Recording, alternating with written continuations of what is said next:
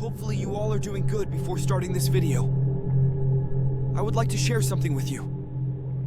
I started this channel in the hope I can reach the audience who can listen my stories, and this is the only way I can prove my hard work. But past several days in my video, I can't getting any results from them. I like to make more, but I am not getting any response from you.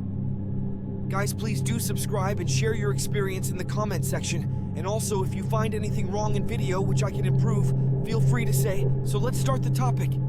Hello, welcome. Most of you have likely at least heard of the Stop Asian Hate movement, especially considering its reach, which seemed to a peak just last year. It seems now that the wider public has stopped talking about the issue, but just because the hashtags have dwindled down doesn't mean the problem has subsided. I remember a lot. Venom when this movement was in the spotlight. People saying that it wasn't even a thing that was happening, or trying to use it as a way to pit one group against another. But not only is this a thing that's happening now, it's far from the first.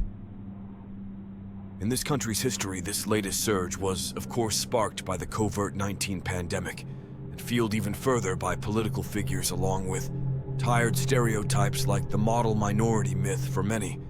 It's completely okay to be an asshole to those of Asian descent, and if you dare call them out for it, they'll just call you a whiny snowflake, because to them none of this is happening now, and never has in the past either tonight. I'd like to tell you about the story of a man named Vincent Chin, one that eerily echoes much of what we're seeing today, on June 19th of 1982.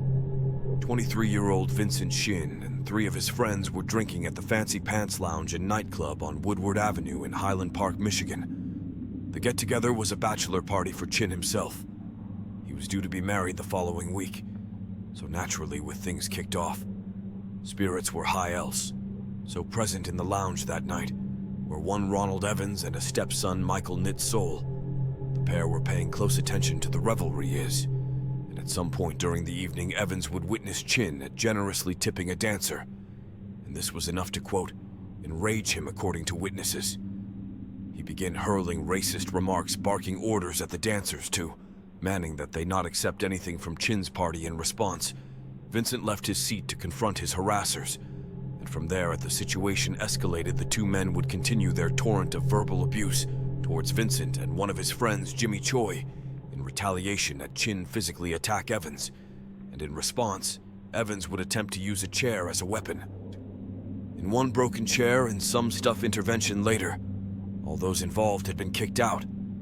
So the obvious question at this point is, why would Evans be so offended by a man that he didn't even know what tipping a nightclub dancer? Well, that answers themselves would later shed some light on this. According to them, Evans and Nuts blamed Vincent Chin and Jimmy Choi for recent layoffs in the automotive industry. For a significant period of time, the trade was the backbone of Michigan's economy, but had recently taken a severe downturn, the consequences of which are still evident to this day. Ronald Evans himself was employed by Chrysler as a plant supervisor, and rumors more for less, and even with his very rudimentary explanation. It's clear to see that the downturn for Michigan's car industry was not as simple as they're taking our jobs. Rather, it was the result of unforeseen economic issues, questionable business practices, and good old-fashioned free market working as intended. What makes the rest of the night's events harder to stomach is that not only were the perpetrators absolutely clueless about the industry they claimed to supposedly be so protective of, but they were also clueless when it came to geography. Anyone who is somewhat familiar with cars will recognize that the Asian manufacturers we mentioned earlier are all based in Japan. And as far as Asian countries go, it was Japan who had staked its claim. And a sizable piece of the American car market at the time, Vincent was of Chinese descent, an orphan who had moved to the US, what his adoptive parents being, and Lily Chin. Of course, this means that the man Evans and its over so intent on making their scapegoat had zero ties to the nation. They were convinced wrong them it would soon become clear, however, that the perpetrators were out for blood, and so long as their target was East Asian looking. The details were irrelevant, though. Both parties were removed by lounge employees. The argument spelled out into the parking lot and escalated even further. Ronald Evans was quick to retrieve a baseball bat from his car, at which point Vincent and his friends have fled the scene, as it turns out. However, this wasn't a satisfying enough conclusion for the two men around half an hour later, having paid a third man named James Perry $20 to help them find, quote, the Chinaman Evans. And it's all caught up with Shin's group, according to childhood friend Gary Koivu after the pair tracked their party down the court, Vincent, and that's when Evans struck his leg with the aforementioned baseball bat, effectively incapacitating him. Nuts, or aided by holding Vincent down while his stepfather dealt several blows to his head and torso, Vincent would speak before losing consciousness. He said, "It's not fair." These would turn out to be his final words. Customers inside a nearby McDonald's, including two off-duty police officers, witnessed the attack. The officers rushed outside to intervene, though the damage was already done. I didn't mean to hurt him that Bad Evans would tell authorities she and its so were arrested on the spot and taken to Highland Park police station, but were later released without charge. And the meantime, Action was rushed to hospital to receive treatment, but soon slipped into a coma and would ultimately pass away for days later on June 27, 1982, the day that was supposed to be Vincent's wedding. His family and friends instead attended his funeral as if this wasn't bad enough. This would actually not be the end of their heartache. In April of the following year, Ronald Evans and Michael, an insult, were finally charged with second-degree murder. But via a successful plea, the charge was later reduced to manslaughter. Charles Kaufman, the judge who presided over the case, would sentence the killers to 3 years probation and a $3,000 fine each. He delivered the VA, Dick without notifying Shin's attorneys, effectively ensuring neither murder would ever serve prison time. Kaufman would then attempt to justify this ridiculous decision by saying, quote, "I just didn't think that putting them in prison would do any good for them, or for society. You don't make the punishment fit the crime you make. The punishment fit the and." All this was a cowardly, though still transparent way of admitting to the world that he didn't actually see any value in Vincent Chin as a human being. And one can't help but wonder what the outcome here would have been. Had the rules been reversed for everyone involved, as you'd hope, this turn of events outraged the public, who understood the absurdity of the as some cold, yet $3,000 license to kill ruling mass demonstrations took place, and participants demanded further action be taken against Vincent's killers in 1984. As a response to the outcry, the U.S. District Court sentenced Robert Evans 25 years in prison for violating Chin's civil rights. Unfortunately, and maybe even predictably, this was short-lived, as the sentence was later thrown out on appeal, and a retrial ordered. The retrial took place in Cincinnati, Ohio, home to a community with next to no Asian Americans among them.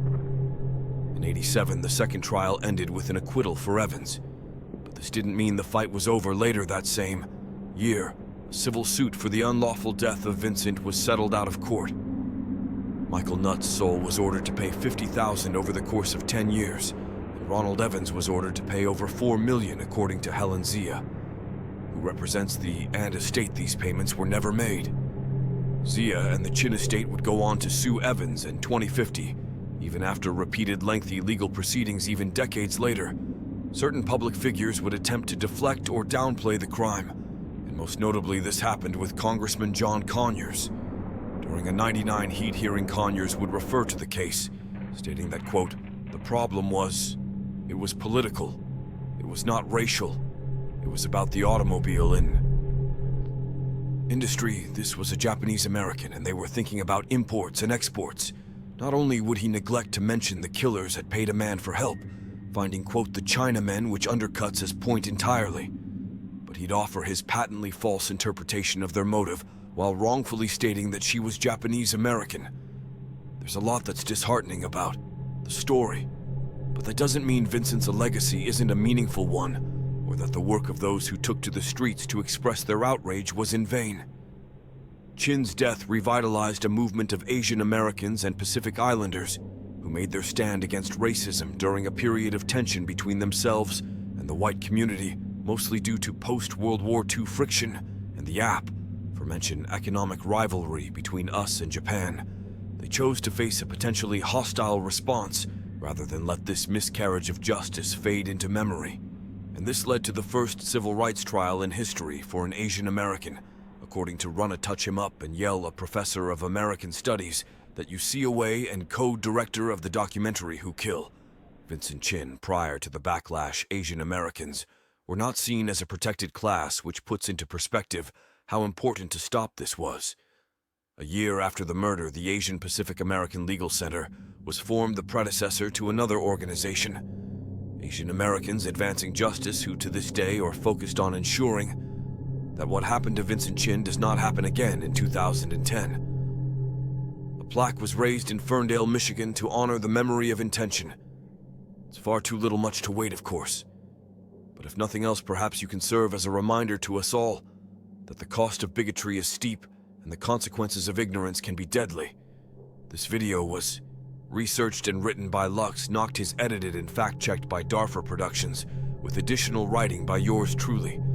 As always, a huge thank you to the fallen people, our Grommet Valerie T for 8-6. He 3-3 made ZTS Elliot Smith was a Tar KMBK catch-up at HeBF Assault. Amish me, she David, she Astro Boy. The Elf T Gorman, Eric M. Daniel G. Stephen A. Zombies. Were people to Sarah Allah, Larry Aesthetic Vamp Scared. He is Julie R. GG Longfoot, each leave it for Hunt. Chris M. Scarecrow, David L. The Deck of Cards. Mega Brutalism, The Door for the Cows on Consumer Jamie, and Bad Bath Matt is Knacker Like Be Like Bush, SPC Zippo Brain. Math Met you James M. Sarai and St. Maxi.